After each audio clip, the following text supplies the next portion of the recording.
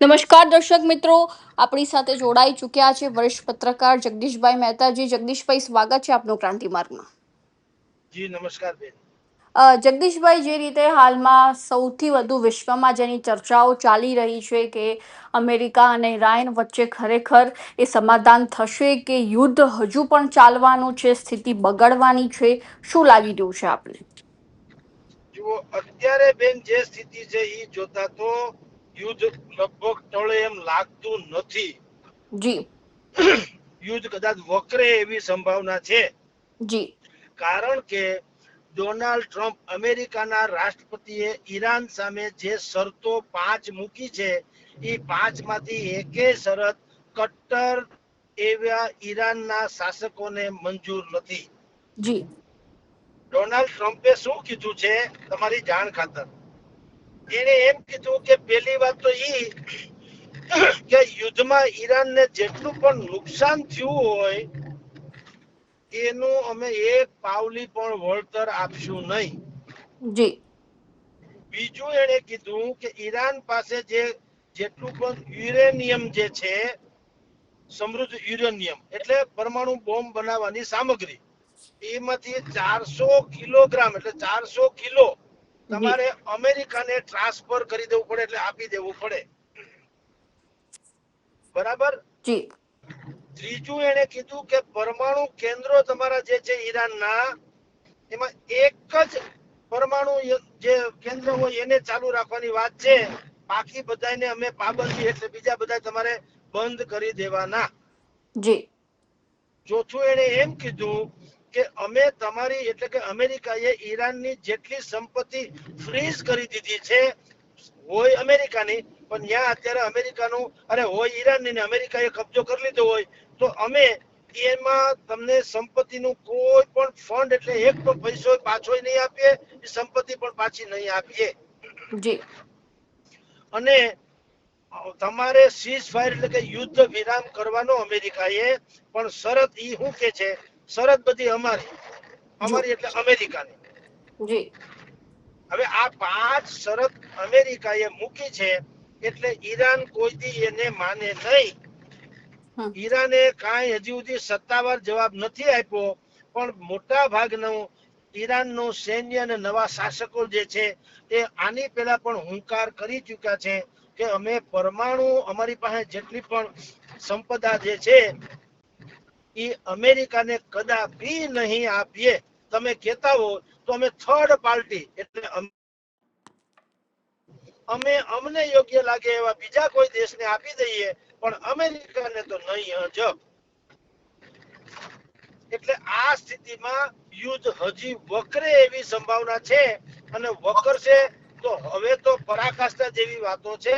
કારણ કે હવે પરમાણુ યુદ્ધની જે આશંકા વર્તાઈ રહી છે, હવે એક માત્ર ઈ જ વિકલ્પ બાકી રહ્યો. સૈન્ય કાર્યવાહી બાકી બધી તો થઈ ગઈ, હવાઈ હુમલાથી માંડીને જે થવું હતું તે. જી. હવે મરતા ક્યાં નહીં કરતા એના જેવું ઈરાનના શાસકોએ હવે કઈ ગુમાવવા જેવું આમે જાજુ રહેતું નથી.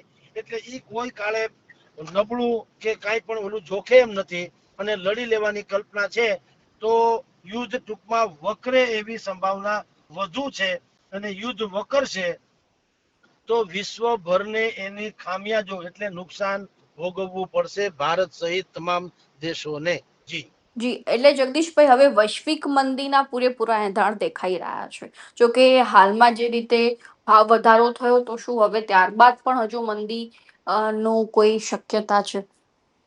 બિલકુલ બેન, ભયંકર મંદીની શક્યતા છે, સામાન્ય પણ નહીં.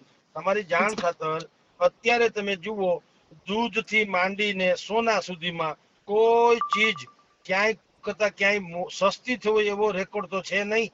જી. જે થઈ રહ્યું છે મોંઘું થઈ રહ્યું છે, અને જી. દરેક બાબતો એવી છે આપણે બધાને એકબીજા ઉપર નિર્ભર છીએ, એટલે આપણે મોંઘવારી તો નડવાની એમાં કોઈ શંકા નથી.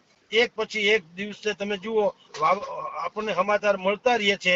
હવે જો સરકારે ચાંદીને આયાત ઉપર પ્રતિબંધ મૂકી દીધો, અને આજે શેર બજાર જુઓ 1000 અંક તો હેઠો વયો ગયો. તૂટી એ ગયું. બધી અસર તો દીવા જેવું સ્પષ્ટ છે. કારણ એવું છે ક્યાંયથી હારા વાવડ નથી, મોંઘવારી તો જી. વધવાની. કારણ કે જેટલી ચીજો આપણે વિદેશમાંથી ખરીદીએ છીએ એ બધી ચીજોની ઉપર સરકારે આપણા આ લોકોએ પ્રતિબંધ મૂકવાની વાત કરી છે સરકારે, અને આપણી પાસે બીજો કોઈ વિકલ્પ નથી. એટલે મોંઘવારી તો 100% વધવાની છે.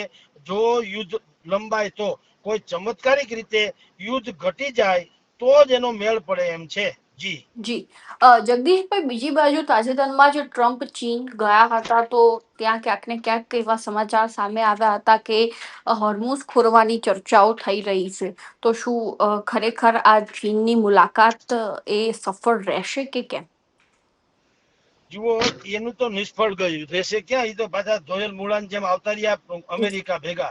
સાંભળો, જી જી ત્યાં કઈ મેળ પડ્યો નથી. એ ખાલી પોતાના જ ગાલ ઉપર થપાટ મારીને લાલ રાખે છે, પણ મેળ પડ્યો નથી. તમારી જાણ કરતા 5 બાબત એવી છે જેમાં આ ડખો એટકો છે. હોર્મુઝ સ્ટ્રેટને ખોલવા માટે થઈને જે 5 શરતો મૂકી છે ને, એમાંથી એકેય શરતો મેં જે હમણાં તમને વર્ણવી, યુરેનિયમ સંવર્ધન કાર્યક્રમ એટલે કે પરમાણુ બનાવવાની જે મુદ્દા છે, ઈરાન ઉપર અમેરિકાએ કીધું તમારે અમારા નહીં વધારવાના, તમારા પરમાણુ યંત્રો બંધ કરી દો, અમે તમને તમારા ભવિષ્યનો ભંડાર જે છે યુરેનિયમનો એ તમે એમાં બંધ કરી દો, યા તો અમને સમર્પિત કરી દો.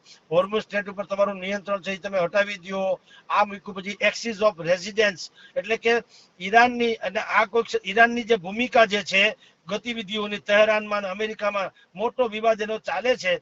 તો એને કીધું કે હઝબુલ્લા, તમારું જે હિઝબુલ્લા છે, યમન કે હુતી કે જે હોય છે જી એમાં દખલ જે છે એની પણ આને અમેરિકાએ શરત મૂકી છે કે એની ઉપર નિયંત્રણ કરો અને એ કઈ હેરાન ન કરે બીજાને એવી. એટલે કે અમારા અમેરિકા સહિતનાને એ પણ એને મૂકી છે. મિસાઇલ કાર્યક્રમ તમારો જે છે એ પણ યા તો પડતો મૂકો યા નિયંત્રણ કરો. તમારી જે 2000 કિલોમીટરની એમ કે માર કરવા વાળી મિસાઇલ હોય તો તમે હવે જે છે ને એને ઓછું કરી નાખો અથવા તો બંધ કરી નાખો. તમે વિચાર કરો, આવી બધી શરતો મૂકી જી છે.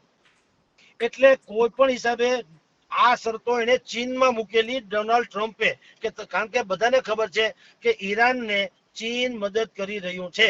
તો ચીનમાં વાતો થઈ પણ કોઈ પણ પ્રકારની ત્યાંથી બહુ હારા વાવડ મળ્યા નથી. એટલે મેં તમને કીધું તેમ ધોયેલ મૂળાની જેમ ડોનાલ્ડ ટ્રમ્પ અમેરિકા પાછા આવી ગયા, અને આપણે અત્યારે મોંઘવારી જે છે એ પણ લાગુ પડવાની છે એને, અને યુદ્ધ જે કોઈ કાળે અટકે એવી સંભાવના લાગતી નથી. જી જી જી જગદીશભાઈ, ધન્યવાદ આપનો માહિતી આપવા બદલ.